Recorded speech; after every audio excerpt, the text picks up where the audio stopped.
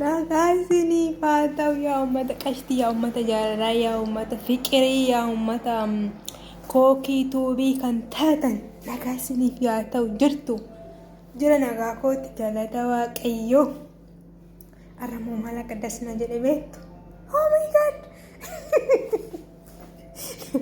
dhugaa dubbachuufi qoosaa miti. Hai congratulations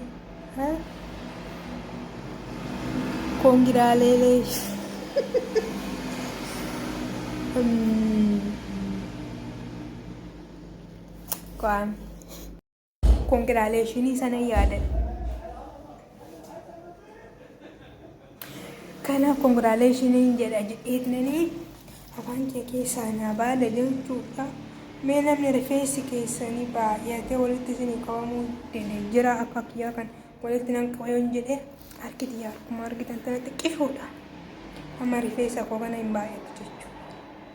Kanaafi ijoollee yoo gammadde gaafa gammadde jechuudha isa duratti hin raaffatta isa duraan dabarsiisan ani mataa kootiin maalan jedha seetan namni isa duraan keessa darbe san maaliif irraaffataa hin jedha guyyaa tokko immoo deebisee jechuun namni akkas ture sun akkas ta'e hin jedha. Edaa gaafa gammadde jechuudha dhugaa dubbachuuf gaafa gammadde oh my god isa duraan dabarsiisan irree in irraaffatta isa hojjechaa jirturree in irraaffatta yaa rabbi. Ani abjootes rafees abjuu akkanaa hargee hin beeku Oromooti. Abjuu har'a argee kana abjuun jedha anarraa argee kana sixoota akkanaa maal jedhama kennaa akkanaa naaf kennama jedhee addunyaa irrattis hin abjoonne deebisee immoo yaada mataa koo keessarree iffinne dhiisime qorra kanaa wal fakkeechetti duraan laallatti qorra jechuudha. Yeroo baay'ee natti qorra leesh qorra minaamina jedha bakka yeroo qabeenya koo bira dabales leesh natti qorra minaamina jedha jechuudha. Amma garuu gammachuun koo gammachuu haddaa ta'e. Ani gaafa dhaladhu sanuu hin gammanne jechuudha. Har'a ofitti gammadee gaafa haadhee dhaladhu sanuu hin gammanne.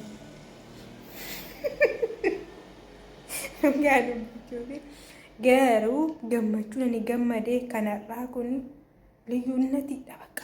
Fuulli koo inifee jechuun duraan irree waan jedhu fuulli koo akkanatti fa'aa miti. Amma fuulli koo inifee bakka ajoonno yoon ani akkasitti nan deema jedhu alkaffaa jechuudha. Guyyaa lammaffaadha jechuudha erga kennaan kun naaf kenname jechuudha. Alkaffaa osoo rafuu natti fa'aa akkasitti jechuudha. Maaliifii gammachuu akkana argin beeku dhaladhee bakka gaafuma dhaladhu sanirra hin gammade adoonuu fi gaafa liddatii kiyyaa yoo hin gammade malee gammadee hin beeku gammachuu akkana jechuudha. Tanaffasi kookii uumamitti hin darba hundumtuu tanaffasi kan kana caaluyyuu ganaa badhaafamta fakkaata tanaffasi.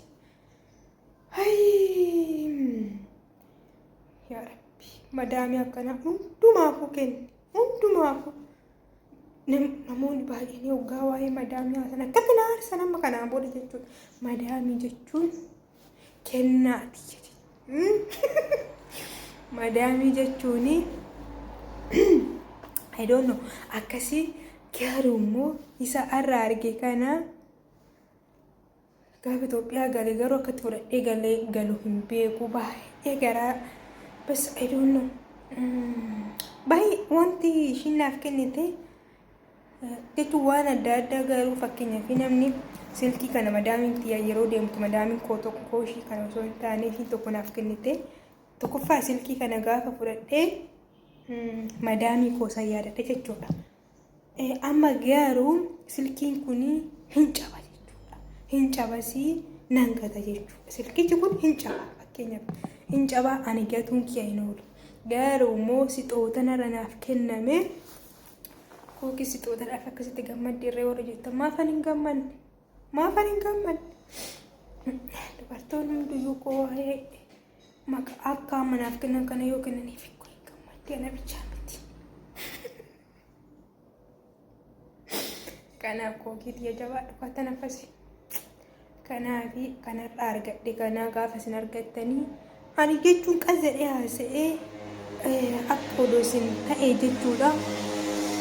Lama dhaabbattaniitu naasoftan.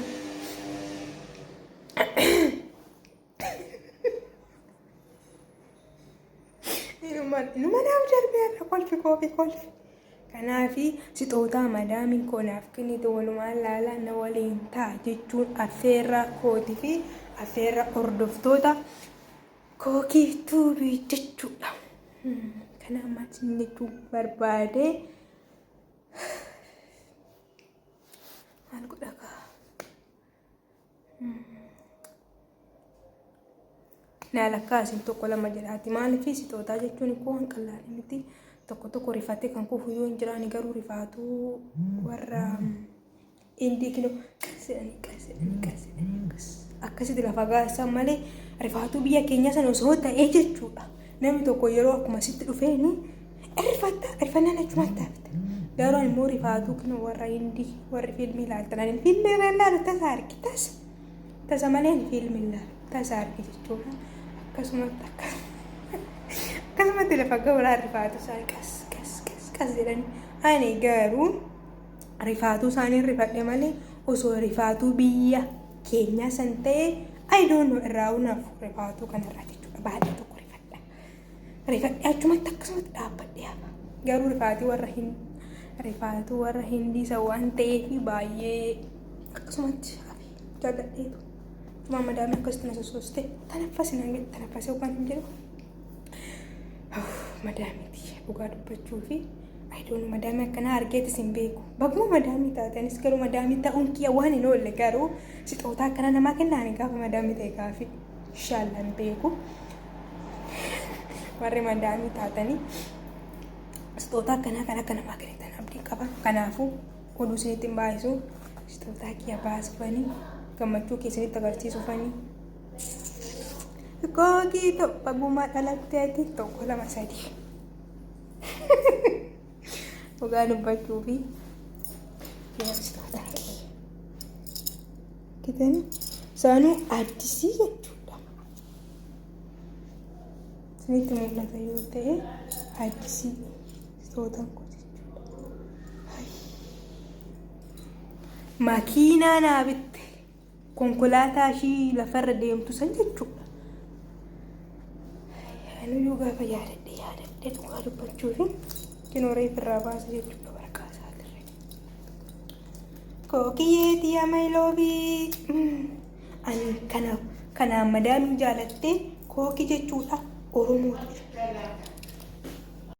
Odoo sixootaa keessanitti agarsiisuu natti dhufte maaliif sixootaa kee agarsiisa jedheeni achumaan ishinaan jette kana kun ishiin argamte jechuudha. Yoo sobarra jettan jechuudha. Kunanii inni kun jechuudha. Kan ittiin akkasitti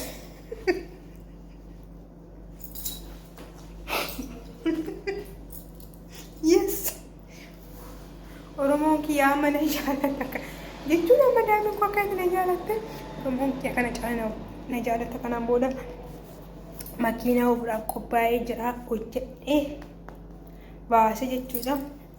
Warri Itoophiyaa galuu barbaadan natti maal godheessiniin gale jechuudha. Kanaafi kookii koongiraaleeshin bakka gammadinaan jedhaa hundi keessanuu jechuudha. Kitani akkasitti ittiin banamaa fakkeenyaaf yeroo deemu jechuudha. Bakka adda addaa yeroo deemu akkasitti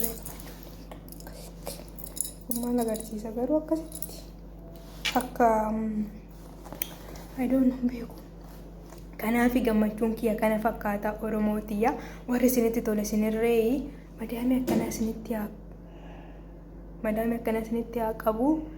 Kookii tiyya baga gammaddinaan jedhaa. Namoonni baay'een immoo akka naaf hin gammanne nan beeka. Namoonni tokko immoo kookii buskuutti, kookii busaambusa, kookii mayloof warri naan jettan immoo laayik sheer gochuu hin dagatina. Amma konkolaataa naa biddee bu'uurummoo mootora naa bituuf yoo